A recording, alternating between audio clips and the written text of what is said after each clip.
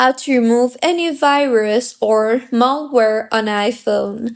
Hello everyone, I am Bishaka and welcome to our channel. Now let's get right into the tutorial.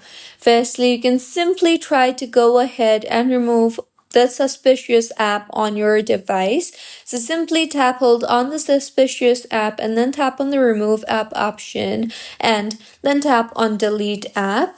And once deleted, as apps from unknown sources can cause security problems, to see if your issue is fixed. If not, go ahead and launch the settings application and then tap on the apps option on the bottom right of your screen and then tap on Safari there. Further, tap on the clear history and website data option and confirm to remove browsing data.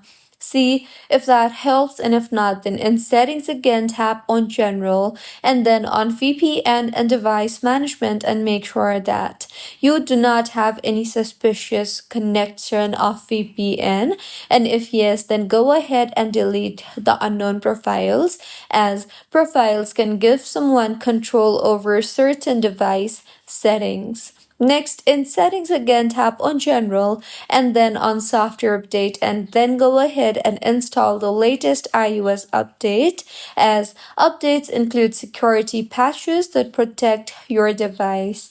Keeping your iPhone updated closes security vulnerabilities.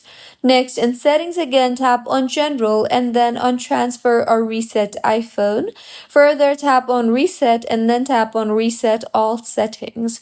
Once the settings has been reset, this will remove hidden system changes without deleting your personal data, or you can simply also go ahead and try to restart your iPhone, as a quick restart clears temporary background processes that may cause the issue.